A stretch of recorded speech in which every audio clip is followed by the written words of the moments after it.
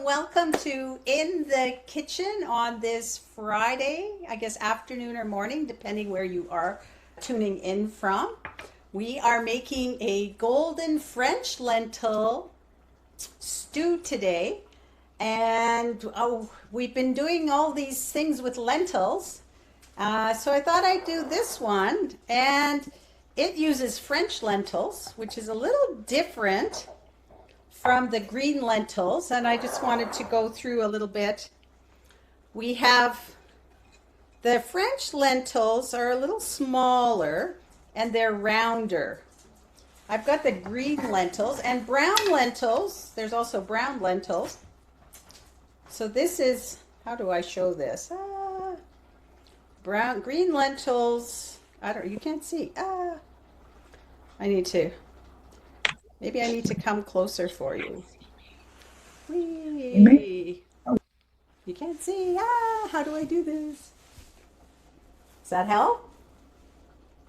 So the green lentils are a little flatter and they look kind of a tinge of green. The brown lentils are similar to the green lentils, but they're brown. And then you have French lentils, which are a little bit rounder and smaller in size. And then there's the black lentils, which is also called beluga lentils. And I'm going to be honest, I've never worked with them. I have had beluga bolognese at a restaurant, but I've never made them myself.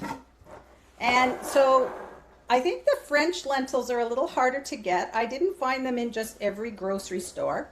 Green lentils and brown lentils you can find in every grocery store. Pretty much, especially the green, at least where I go.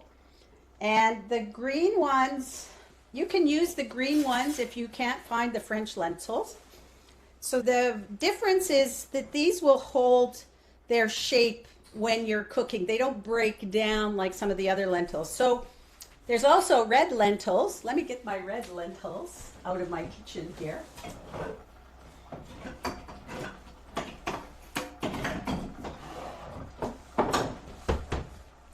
We'll do the whole show. Red lentils are already split and they're very fine. They're very petite and small. And when you cook with red lentils, they will cook very fast and they will start to disintegrate and turn creamy very fast.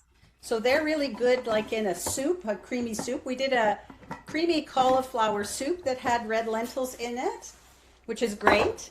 Green lentils I use in my lentil soup, and I don't really use brown lentils. So green lentils will, hold their shape better than brown lentils. Brown lentils will cook faster. So red cooks the fastest, then the brown, and then the green, and then these ones will hold their shape better. And I believe the beluga or black ones will as well. But we're going to have to try that. This is a good challenge for us. All right. We're going to use our all-in simmer method today. I've got my pot here. I'm going to put the lentils in last. I'm going to start with my vegetable broth. So I have my usual organic vegetable broth from PC. You can use whatever one works for you. I just find this one, it's organic and it's a reasonable price. It's similar to the price of the non-organic. And as you get into the higher brands on the organic side, they can get pretty pricey. So this is about 3 cups. I'm going to just tell you I used about a half a cup from this. So this was a 900 ml, which is close to a liter, or 4 cups or a quart. So 3 cups, I took about a half a cup out. And I'm not going to put a little tiny bit into the fridge. I prefer to use it all up. So I'm just putting that in, and I'm just going to put that in the recycling. I have carrots that I've cut up. So this is about 2 kind of medium, large size carrots. And it doesn't matter. I mean, however much you want. You can put a little extra in if you'd like. I also have some celery here. So this is 2 stalks of celery that I diced up. I basically cut the celery in half, the stem or the whole stalk in half, and then I cut it across the width. And that's two stalks of celery. And I've got onion here. This is more. This is about 1.5 onions. So I'm just going to leave some out and put it in the fridge for the next one that we do. But if you like onion, you can put more in. That's okay. There's no issue with that. And these are pretty standard things for soups and things, all these ingredients. I'm going to leave the lentils out for a bit. I've got some garlic here. Now, on my recipe that you will get after, I have this first things first. The first thing to do is to chop or mince the garlic. And I've got three to four cloves of garlic, depending on how big they are here. So I'm going to add that in. So the reason why you want to mince your garlic in advance, and then you can soak your lentils for a bit. You don't need to soak them long, but you need to clean them. These lentils, you can see some of them. I don't know if you can see that there's some white. Yeah, you can see the white. The skins have started to come off. So I soaked them for about 20 minutes just to wash them, and then I rinsed them until the water was clean. But I had a lot of skins come off in the water. They float to the top, and I just extracted them. It's okay if the skins are there, but you want to wash it until the water comes out clean. So I did that ahead of time, and then I just diced up my veggies. It didn't take very long to do that. I have some chopped diced tomatoes I'm going to add in. I've got a large can here. I'm going to add in of that, and then I'm going to add in some spices. So my favorite for some of these is poultry seasoning, rather than adding in some of them on their own. So you get your sage and thyme and all that, marjoram, I think. And you can, I'm going to put about 2 teaspoons, maybe a little bit more. So you can adjust to your taste. What I find is that we tend to skimp sometimes on the spices, because when you're cooking plant-based, you really need to accentuate the flavor from the spices. So I like to add them in. I have a little bit of turmeric, and I don't like to use turmeric on my hand because it's pretty messy. I'm just going to tap in some turmeric here. Just a few sprigs, like not too much, just a little bit, a few taps there. So the turmeric is a big antioxidant. You know, any vegetable or spice that has beautiful color, like this, will help with the color of the stew, kind of make it a richer color, are really great antioxidants. And when you use turmeric, you should always pair it with black pepper. So I'm just going to add a little bit of black pepper. You can add more. I am not a pepper fan, so I put kind of minimal amount. So for every teaspoon of turmeric that you use, you want to add a 1/4 teaspoon of black pepper. The black pepper pairs with the turmeric so that you can absorb the antioxidant, anti-inflammatory properties, the curcumin, into your body. And it increases the absorption rate by 2,000%. Not 200, not 20, 2,000%. That's huge.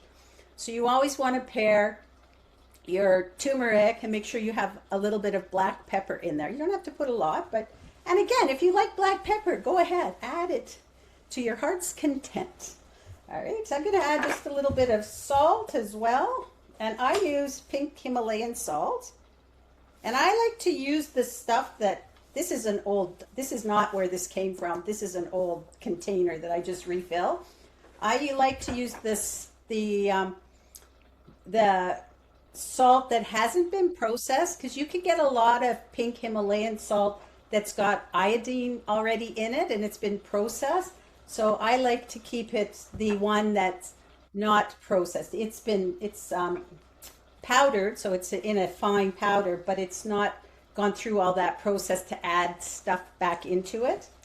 And then you don't have to, this isn't even in the recipe, but you know, for flavor, we're big fans of garlic. I just add a little bit of onion powder and garlic powder, but you don't have to do that. That's a little extra. And whatever you like. So I'm going to put this on the stove, stir it up. and put it on the stove and bring it to a boil. Get the right burner here. So I put it on high so it can come to a boil. And I can add in the lentils and then just stir them up as well. Or you can wait and add, sometimes I wait and add the lentils when it's boiling so they don't fall to the bottom. But this one I'm okay. I'm just going to add them all in. I've got my lentils. And when it comes to a boil, I am going to turn the heat down to have it on a simmer. And you want, for this one, because there's quite a bit of liquid in here to start with, you want to allow it to simmer so that the liquid evaporates. So I leave the lid off. I don't cover this particular one. And then I'm just going to let it boil and simmer until it's thickened up. And so let me bring this to the front here. I'll put it on a pad here. So this now, it's, if you can see, it's pretty thick. There's a little bit of liquid in it. There's a little bit of liquid, but it's pretty thick now. And the lentils and everything is cooked. So this has been going for about an hour. You don't have to do it this long, but the longer I simmer it, the more flavors come out and how the flavors meld together.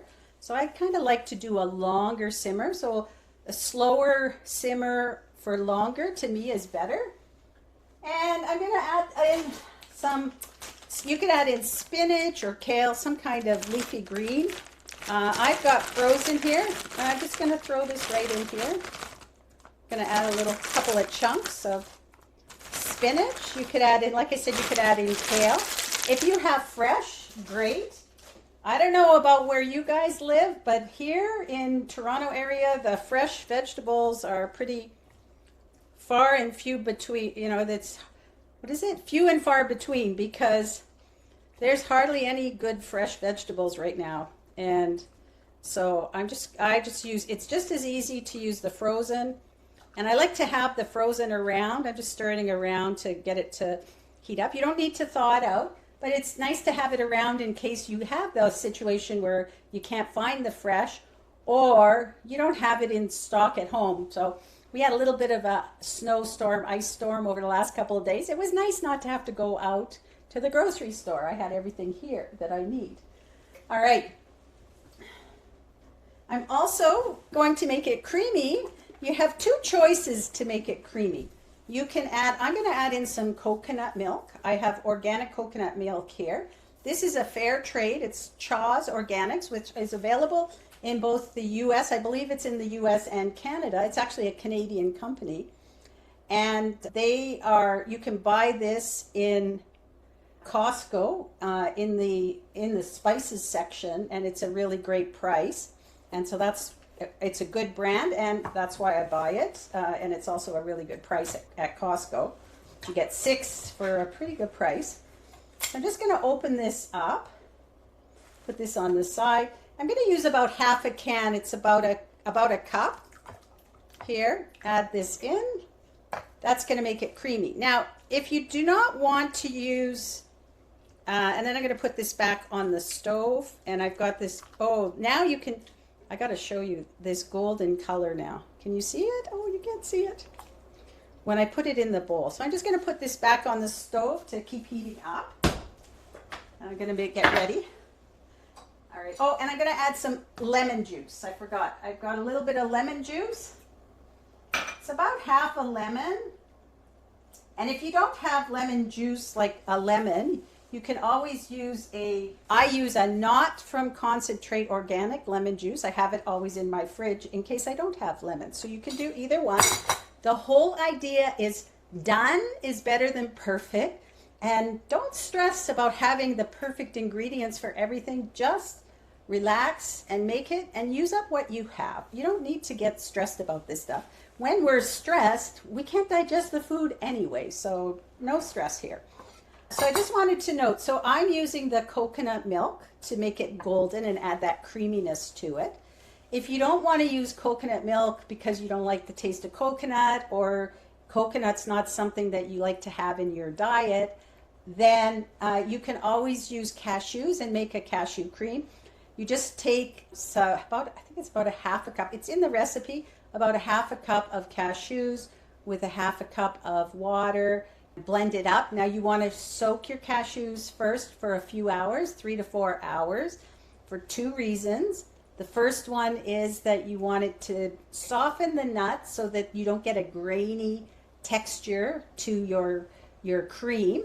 It doesn't taste it's not very creamy.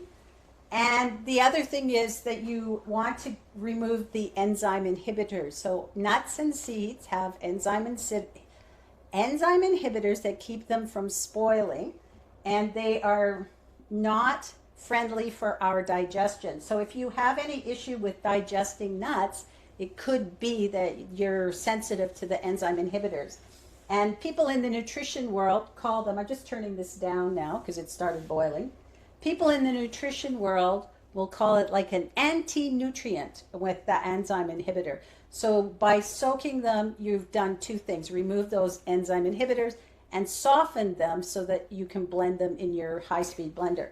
So either one works. It's really up to you which one you want to do.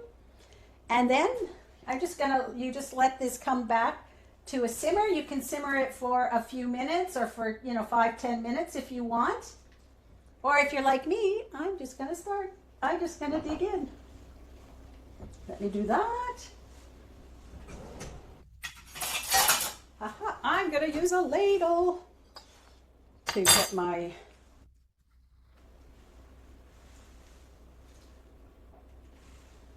All right. I've got my lentil stew. I'm going to add a little bit of onion. You could add some parsley. You could add some pumpkin seeds. I like a little freshness, so I like the onion. So I've got some green onion here. And it's like a little sloppy, I have lunch. So let me bring it over so you guys can see it. I don't have my webcam today. Oh, there you go. Can you see it okay, ladies? Yeah. You got to see it? Great. Yes, it looks good, Debbie. Okay. All right. Any questions? This is it. Simple. So I'm just going to let the one I just started making go on the boil, like simmer for about probably an hour or so. And then I'm going to add the coconut milk, a little bit of lemon juice, and a little bit of spinach to it. Yum. It's almost like a soup. So the longer you simmer it, the more it will be like a stew. Because this one for me, because I just added the coconut milk. If I simmer it for another 10-15 minutes, it will be less runny. It's a little bit runny. It's almost like those commercials for the soup? What is it? It used to be Campbell's soup, the chunky soups. It's so thick you can eat it with a fork. This is kind of like that. It still has a little bit of soupy texture to it, but it's good. So if you want it to be thicker, just simmer it for longer with the lid off, and then the liquid will evaporate. And voila, cheers.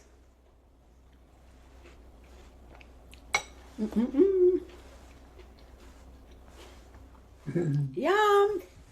I always get a good lunch on Fridays. Mm-hmm. Yeah, I actually made that soup last night for supper, Debbie, and I wanted to say that I made your chocolate mousse on Valentine's Day, and it was really good. Oh, yay! Gloria's my taste tester, my in the kitchen tasting kit, or what do you call it, test kitchen. Yes. I love it. I love it.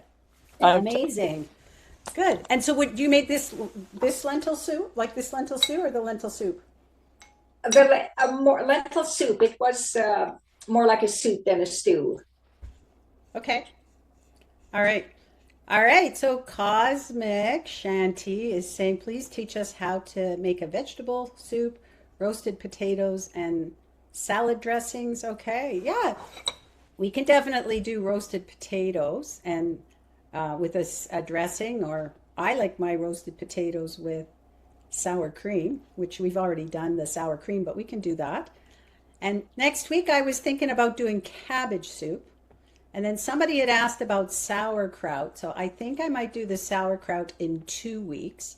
and we'll make the sauerkraut 2 different ways. And then 1 or 2 weeks after that, it'll be fermented and ready for us to taste it. But 2 weeks from now, I'm going to be part of a summit called the Level Up Summit. And so I'm going to be busy in the evenings on Thursday, Friday, and Saturday. So I thought the sauerkraut would be an easy thing to make in a couple of weeks. So next week, I think we can do the cabbage soup, and you can really make it into a vegetable soup too. It's easy enough to do that as well. All right. I love it. I love all of the requests coming in. Then I don't have to think. It's like, when you have your family and your kids are saying, what's for dinner? And it's like, do I have to be the one who always thinks of what to make for dinner? Can you tell me what you want? And it's like, I don't know. Whatever you make. So I love having requests. So thank you so much, Cosmic Shanty, for that. All right. If there's no questions, I got to go back to eating my lunch, put a song on. I wish everybody a wonderful And the weekend recipe. and lots of love. And we'll see you next week for cabbage soup. Okay. Thank you. Thank you. Thank you. Have a great weekend, You everyone. too. Bye. Thank you.